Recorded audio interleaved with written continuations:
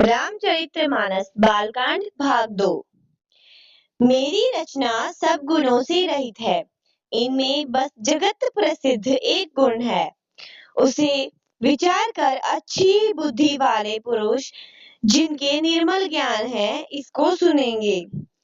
इसमें श्री रघुनाथ जी का उदार नाम है जो अत्यंत पवित्र है, वेद पुराणों का सार है, कल्याण का भवन है और अमंगलों को हैरान करने वाला है, जिसे पार्वती जी सहित भगवान शिव जी सदा जाप करते हैं। जो अच्छे कवि के द्वारा रची हुई बड़ी अनूठी कविता है, वह भी राम नाम के बिना शोभा नहीं पाती। जैसे चंद्रमा ने समान मुख वाली सुंदर स्त्री सब प्रकार के सुसज्जित होने पर भी वस्त्र के बिना शोभा नहीं देती, इसके विपरीत कुकवि की रची हुई सब गुणों से रहित कविता को भी राम के नाम एवं यश के अंकित जानकर बुद्धिमान लोग आदर पूर्वक कहते हैं और सुनते हैं, क्योंकि संत जन भोरे की भांति गुण को ही ग्रहण करने वाले होते हैं। यद्यपि मेरी इस रचना में कविता का भी एक रस नहीं है, तथापि इसमें श्री राम जी का प्रताप प्रकट है। मेरे मन में यही एक भरोसा है, भले संग से भला किसी ने बड़प्पन नहीं पाया। धुआं भी अगर के संग से सुगंधित होकर अपने स्वाभाविक कड़वेपन को छोड़ देता है। मेरी कविता अवश्य बद्धी है, परंतु इसमें जगत का कल्याण करने वाली राम कथा रूपी उत्तम वस्तु का वर्णन किया गया है। इससे यह भी अच्छी ही समझी जाएगी। तुलसीदास जी कहते हैं कि रघुनाथ जी की कथा कल्याण करने वाली और कलयुग के पापों को हरने वाली है। मेरी इस बद्धी कविता रूपी नदी की चाल पवित्र जल वाली नदी गंगा जी की चाल की भांति टेढ़ी है। प्रभु श्री रघुनाथ जी के सुंदर यश के संग से यह कविता सुंदर तथा सज्जनों के मन को भाने वाली हो जाएगी। शमशान की अपवित्र राख भी श्री महादेव के अंक से संग से सुहावनी लगती है और स्मरण करते ही पवित्र करने वाली होती है। श्री राम जी के यश के संग से मेरी कविता सभी को अत्यंत प्रिय लगेगी। जैसे मलय पर्वत के संग से काष्ठ मात्र चंदन बनकर वंदनीय हो जाता है, फिर काठ की तुच्छता का विचार करता है। श्यामा गो काली होने पर भी उसका दूध उज्जवल और बहुत गुणकारी होता है, यही समझकर सभी लोग उसे पीते हैं। इसी तरह ग्वारो भाषा में होने पर भी श्री सीताराम जी के यश को बुद्धिमान लोग बड़े चाव से गाते हैं और सुनते हैं। मणि, माणिक और मोती की जैसी सुंदर छवि है, वह सांप, पर्वत और हाथी के मस्तक पर शोभा नहीं पाती। राजा के मुकुट और सुंदर सी नवयुवती स्त्री के शरीर को पाकर ही यह सब अधिक शोभा को प्राप्त होते हैं। इसी तरह बुद्धिमान लोग कहते हैं कि सुकवि की कविता भी उत्पन्न कहीं और होती है और शोभा अन्यत्र कहीं पाती है। अर्थात कवि की वाणी से उत्पन्न हुई कविता वहाँ शोभा पाती है जहाँ उसका विचार प्रचार और उसमें कथित आदर्श का ग्रहण और अनुसरण होता है। कवि के स्मरण करते ही उसकी भक्ति के कारण सरस्वती जी ब्रह्मलोक को छोड़कर आती हैं। सरस्वती जी की दौड़ी आने की वह थकावट रामचरित्र रूपी सरोवर में उन्हें नहलाए बिना दूसरे करोड़ों उपायों से भी दूर नहीं होने देती। कवि और पंडित अपने हृदय में ऐसा विचार कर कलयुग के पापों को हरने वाले श्री हरि के यश का ही गान करते हैं। संसारी मनुष्य का गुणगान करने से सरस्वती जी सिर धुनकर पछताने लगती है कि मैं क्यों इसके बुलाने पर आई। बुद्धिमान लोग हृदय के समृद्ध बुद्धि को सीप और सरस्वती को स्वाति नक्षत्र के समान कहते हैं। इसमें यदि श्रेष्ठ विचार रूपी जल बरसता है तो मुक्तामणि के समान सुंदर कविता होती है। उन कविता रूपी मुक्तामणियों के युक्ति से भेद कर फिर रामचरित्र रूपी सुंदर तागे में पिरोकर सज्जन लोग अपने निर्मल हृदय में धारण करते हैं, जिससे अत्यंत अनुराग रूपी शोभा होती है। वे अत्यधिक प्रेम को प्राप्त होते हैं। जो कराल कलयुग में जन्मे हैं, जिनकी करनी कोय के समान है और वेश हंस का सा है, जो वेद मार्ग को छोड़कर कुमार्ग पर चलते हैं, जो कपट की मूरत और कलयुग के पापों से भाड़े हैं, जो श्री राम के भक्त कहलाकर लोगों को ठगते हैं, जो धन लोभ क्रोध और काम के गुलाम हैं, जो धींगा धींगी करने वाले, धर्मध्वजी, धर्म की झूठी ध्वजा फहराने वाले और कपट के धंधों का बोझ ढोने वाले संसार के ऐसे लोग में सबसे पहले मेरी गिनती है। यदि मैं अपने सब अवगुणों को कहने लगूं तो कथा बहुत बढ़ जाएगी और मैं पार नहीं पाऊंगा। इससे मैंने बहुत कम अवगुणों का वर्णन किया है। बुद्धिमान लोग थोड़े ही में समझने लगे। मेरी अनेक प्रकार की विनती को समझकर कोई भी इस कथा को सुनकर दोष नहीं देगा। इतने पर भी जो शंका करेंगे वे तो मुझसे भी अधिक मूर्ख और बुद्धि के कंगाल हैं। मैं न तो कवि हूँ न चतुर कहलाता हूँ। अपनी बुद्धि के अनुसार श्री राम जी के गुण गाता हूँ। कहाँ तो श्री रघुनाथ जी के अपार चरित्र, कहाँ संसार में आसक्त मेरी बुद्धि। जिस हवा से सुमेरु जैसे पहाड़ उड़ जाते हैं, कहिए तो उसके सामने रुई किस गिनती में है। श्री राम जी की असीम प्रभुता को समझकर कथा रचने में मेरा मन बहुत हिचकता है। सरस्वती जी, शेष जी, शिव जी, ब्रह्मा जी शास्त्र वेद और पुराण ये सब नेति नेति कहकर पार नहीं पाकर ऐसा नहीं कहते हुए सदा जिनका गुणगान किया करते हैं।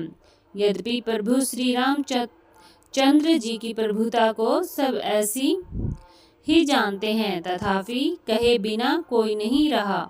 इसमें वेद ने ऐसा कारण बताया है कि भजन का प्रभाव बहुत तरह से कहा गया है। अर्थात भगवान की महिमा का पूरा वर्णन तो कोई कर ही नहीं सकता, परंतु जिससे जितना बन पड़े उतना भगवान का गुणगान करना चाहिए, क्योंकि भगवान के गुणगान रूपी भजन का प्रभाव बहुत ही अनोखा है। उसका नाना प्रकार से शास्त्रों में वर्णन है। थोड़ा सा भी भगवान का भजन मनुष्य को सहज ही भवसागर से पार कर देता है। वह लीला केवल भक्तों के हित के लिए ही है, क्योंकि भगवान परम कृपालु हैं और शरणागत के बड़े प्रेमी हैं, जिनकी भक्तों पर बड़ी ममता और कृपा है। जिन्होंने एक बार जिस पर कृपा कर दी उस पर फिर कभी क्रोध नहीं किया।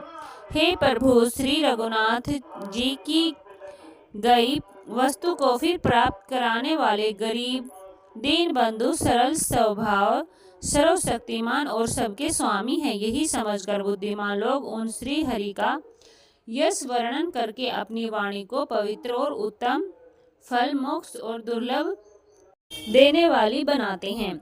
उसी बल से महिमा का यथार्थ वर्णन नहीं, परंतु महान फल देने वाला भजन समझकर भगवत कृपा के बल पर ही मैं श्री रामचंद्र जी के चरणों में सिर नवाकर श्री रघुनाथ जी के गुणों की कथा कहूँगा।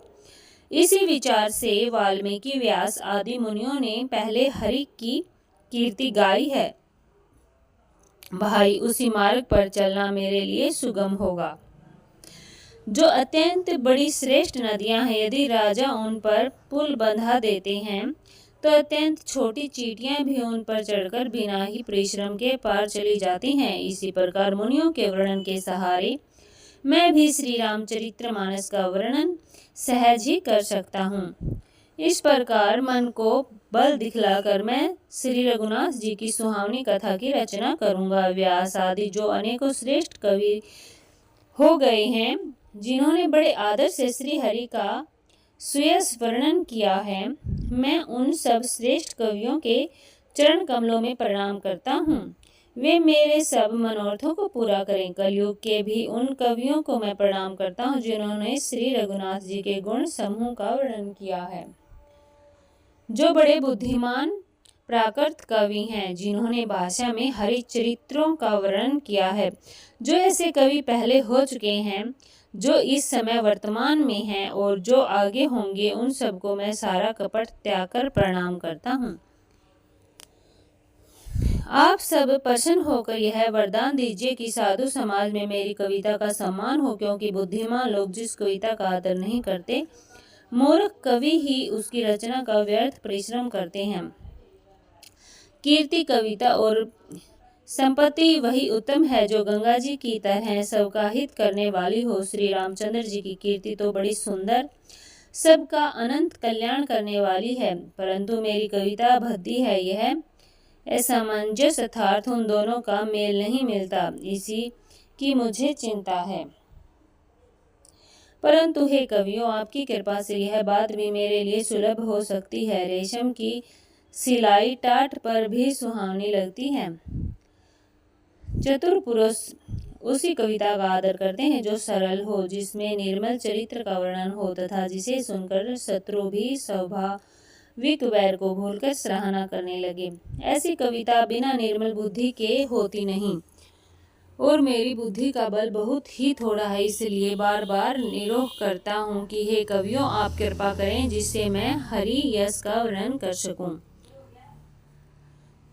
कवि पंडित गण, आप जो रामचरित्र रूपी मानसरोवर के सुंदर हंस हैं, मुझ बालक की विनती सुनकर और सुंदर रुचि देखकर मुझ पर कृपा करें। मैं उन वाल्मीकि मुनि के चरण कमलों की वंदना करता हूँ, जिन्होंने रामायण की रचना की है, जो राक्षस सहित होने पर भी खर कठोर से विपरीत बड़ी कोमल और सुंदर है, तथा जो दूषण राक्षस सहित होने पर भी दूषण अर्थात दोष से रहित हैं।